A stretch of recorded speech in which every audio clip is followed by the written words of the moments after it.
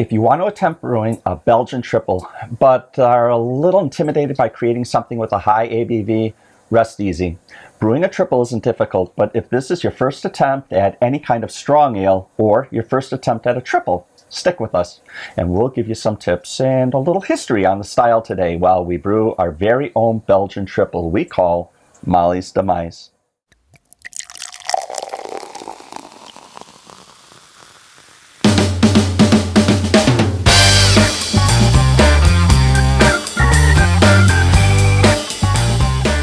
Starting in 2021, we are doing our shows a little bit differently. Our actual brew days will be a raw look at us brewing beer while providing some brewing tips and history about the style to help condense the periods of sitting around waiting for water to heat up, mash, boil. And released at the same time will be our beer recipe video, which is a no-nonsense, step-by-step video of brewing the beer recipe. Links to that video can be found in the description below or in the card above. If you're not in the mood to watch the video, we also have our recipes posted on the Brewfather platform, which are free for everyone. The link is in the description. If you enjoy this kind of content, we encourage you to click the subscribe button and click the bell icon so that you can get notified when we release new content. Let's get to it.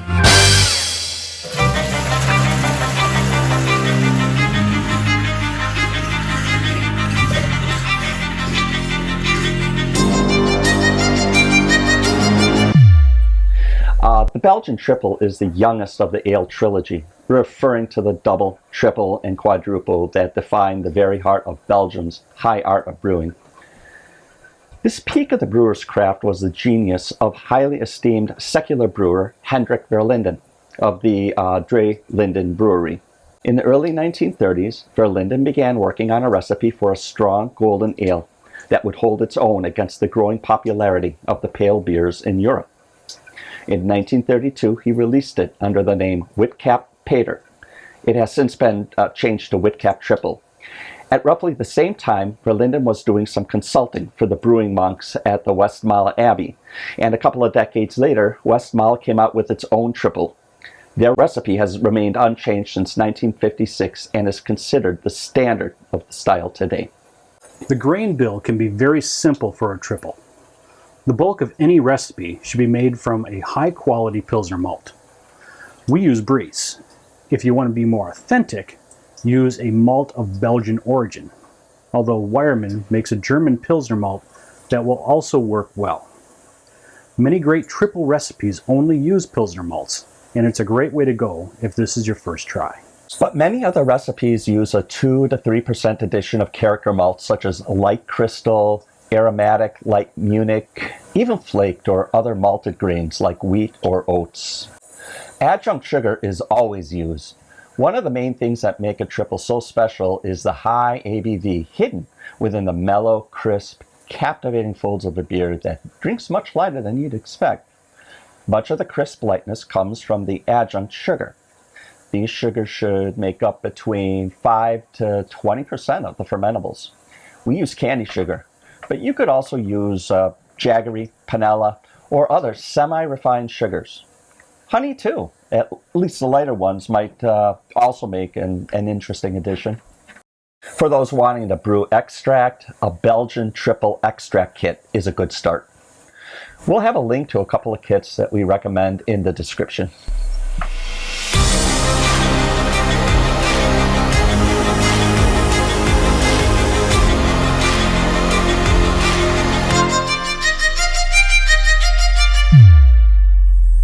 Mashing is a straightforward single infusion, which is done at the lower end of the saccharification temperature range, around 145 degrees Fahrenheit or 63 degrees Celsius. At that range, one gets more fermentables and a lighter, crisper body.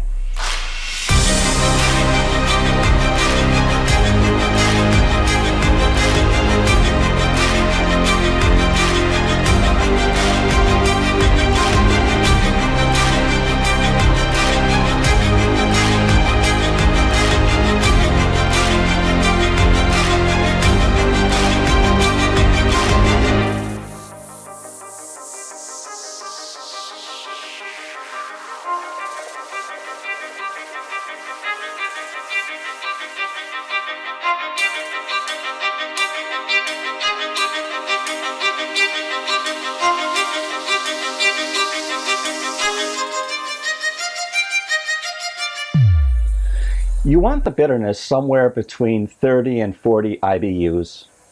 Hallertau, Styrian Goldings, or Tettnang hops would work well for the boil. Hop aroma and flavoring aren't prominent in this style, but you still want a high quality hop. Saaz hops is often used for finishing. Hop additions should be kept simple. Bittering should be done at 60 minutes, with a small aroma addition at 15 to 20 minutes.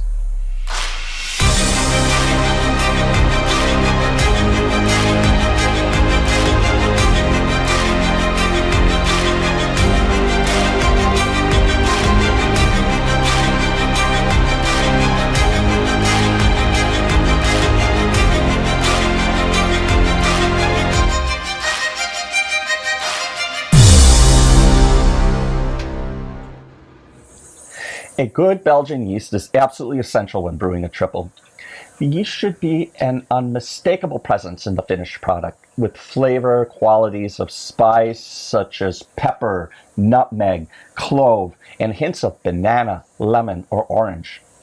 Yeasts have very different profiles, and significant thought should be given to what type of profile you'd like in your beer and finding a yeast that fits. A few yeasts to consider would be White Labs WLP 550 Belgian Ale yeast, Y yeast 3787 Trappist High Gravity, or a dry yeast such as Fermentus Safe Brew T58. That's it for this brew day. If you would like to watch the short recipe version of this video, go ahead and click the link in the card above or in the description below. We also have our recipes posted on the Brewfather platform, which is also linked in the description. That is grain. That is grain floating in there. Not flies. Not flies, Mike. Flies. Beetles. That's grain. Yeah, it does look like that? It does look like a bug. It's not a bug though. It's a beetle. No, it's not. Around 145 degrees Fahrenheit, which is 163 centigrade. 63 centigrade. 163? Yeah, 163 would be really hot. Yeah, it really would be hot, wouldn't it? The yeast should be an unmistakable presence in the finished product with flavor profiles, qualities. Make it go just a hair faster. I can try that. Try it. Try it again. Here we go. Posted on the Brewfather platform, which is also linked in the description. I didn't like that because I flubbed it up. I knew I wouldn't be able to do it the first time. We're going to do it again. Take two. Right. We also have our recipes posted on the Brewfather platform, which is also linked in the description. Please help us out. Guess we need to join that a little closer together, huh? Thanks so much for watching. I hope you enjoyed that. If you want to see us just do the recipe version, go ahead and click that link up here in the corner or in the description below. If this is your first time with us, please go ahead and hit that subscribe button and the bell icon. That will allow you to know when we put out new content. Go ahead and give us a like and share the video with other like-minded brewers. Until next time, keep brewing, my friends.